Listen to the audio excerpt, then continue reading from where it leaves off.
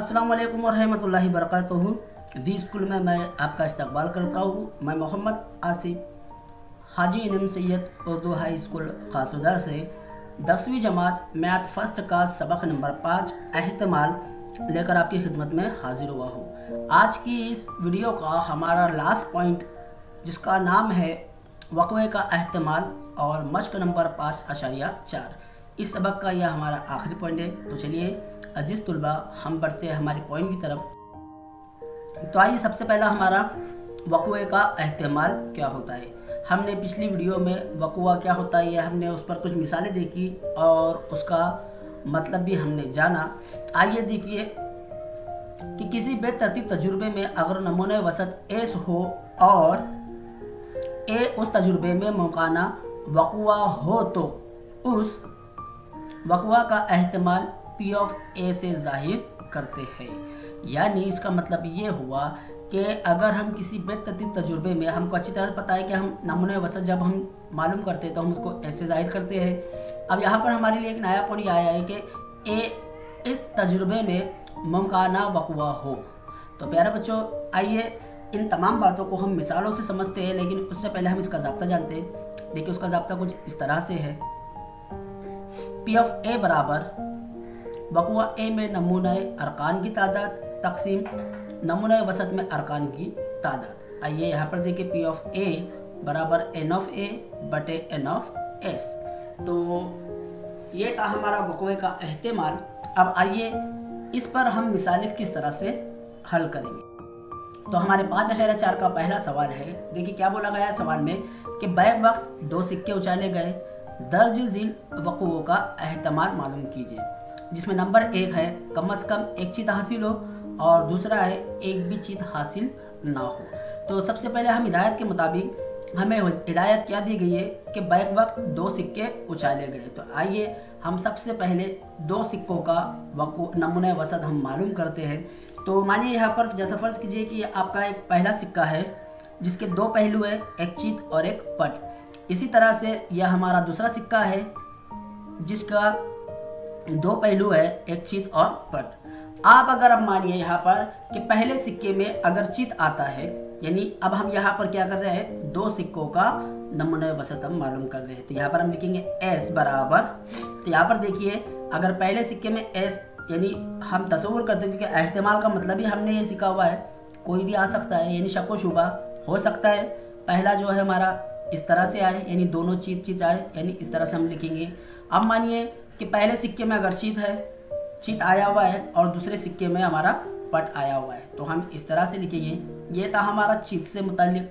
अब हम सोच सकते हैं, ऐसा भी आ सकता है कि पहले वाले में पट और दूसरे वाले में चीत, इस तरह से भी आ सकता है। और ऐसा भी हो सकता है कि पहले वाले में अगर पट है तो दूसरे वाले में भी पट आ सकता है। ये भी पॉसिबल है।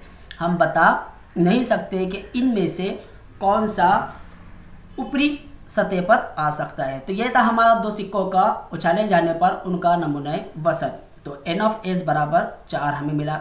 आइए सवाल में हमको पहला सवाल दिया गया है कि कम से कम एक चीज़ हासिल हो। तो हम यहाँ पर इस तरह से लिखेंगे कि फ़र्ज़ कीजिए कि ए ऐसा वक़्वा है जिसमें कम से कम एक चीज़ हासिल हो। चलिए सबसे पहले हम लोगों ने 2 सिक्कों का नमूना वसत ये मालूम किए थे। अब इसी से हम लोग कम से कम एक चीज़ जिस ग्रुप में मौजूद है हम उसी को लिखेंगे। तो हम यहाँ पर लिखते हैं ए बराबर, तो जैसा कि आप देख रहे हैं HH, HT और TH, इसमें अगर हम गौर करें तो सब में हमको कम से कम एक चीत दिखाई दे रहा है, चीत यानी हेड। ओके, आइए इसका नमूना वसत यानी अरकान की तादाद कितनी होगी हमारी, एन ऑफ ए बराबर 3। इसका एहतमाल हम लेते हैं, वक़्वे का एहतमाल बराबर पी ऑफ ए। ज़ाब्ते से हम लोग पहले ही इसे देख चुके हैं। चलिए यहाँ पर कीमत रखते हैं। एन ऑफ ए आपको 3 है और एन ऑफ एस आपके पास 4 है। ये था पहला सवाल। दूसरा सवाल हमारा क्या था कि कम से कम एक भी चीत ना हो, यानी हमको वो ग्रुप लेना है, यानी वो जोड़ी लेना है कि जिसके अंदर चीत ना हो। तो बी बराबर वैसा एक ही ग्रुप है हमारे पास, वो है TT। तो यहाँ हम लिखेंगे एन ऑफ बी बराबर 1। ओके, तो यहाँ पर उसका एहतमाल लिखते हैं, वक़्वे का एहतमाल बराबर वही ज़ाब्ता पी ऑफ बी बराबर एन ऑफ ए बटे एन ऑफ एस, इसलिए पी ऑफ बी बराबर 1/4। बड़ा ही इजी क्वेश्चन था, मुझे उम्मीद है आपको ये क्वेश्चन समझ में आ गया होगा। आइए इसी से हम दूसरा क्वेश्चन लेते हैं। देखिए एक बॉक्स है जिसके अंदर 1 से 15 तक आदत दिए हुए और हमें बोला गया है कि इसमें से एक कार्ड जो है बेतरतीब तरीके से निकाला गया है, तो उसका एहतिमाल मालूम कीजिए।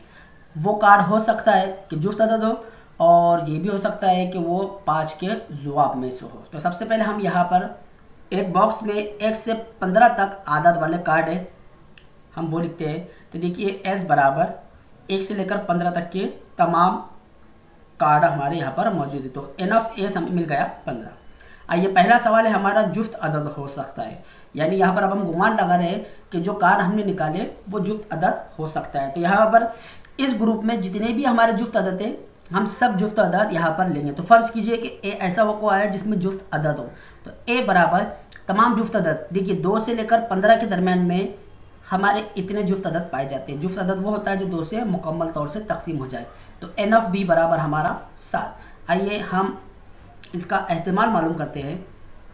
तो यहाँ पर ज़ाब्ता आपको पता है P ऑफ A बराबर N ऑफ A बटे N ऑफ S। यहाँ पर इनकी कीमत रखते हैं 7/15। बड़ा ही आसान क्वेश्चन था। चलिए दूसरा क्वेश्चन देखते हैं, इसमें जो अदद 5 के जवाब में हो। तो आइए यहाँ पर अदद 5 के जवाब में फ़र्ज़ कीजिए कि B ऐसा वक़्वा है अदद 5 के जवाब में हो। तो आपको पता है 5 के जवाब यानी 5 के पाड़े में आने वाले या 5 से मुकम्मल तौर से तकसीम होने वाले। तो यहाँ पर 1 से लेकर 15 के दरमियान में हमारे जो 5 के जवाब है वो है 5, 10, 15, यानी 3 ही है जो 5 के जवाब है। तो N ऑफ B हो गया हमारा 3। तो आइए इसका भी हम वक़्वा एहतिमाल मालूम कर लेते हैं। तो N ऑफ B बटे N ऑफ S आना चाहिए था, वहाँ पर मैंने N ऑफ A लिख दिया हूँ। तो यहाँ पर हम लिखते हैं P ऑफ B बराबर 3/15। प्यारे बच्चों 3/15 हमारा तकसीम होगा, इसका जवाब रहेगा 1/5। तो आज की वीडियो जो थी हमारी एहतिमाल सबक की ये लास्ट वीडियो थी। मुझे उम्मीद है आपको ये वाला टॉपिक समझ में आ गया होगा।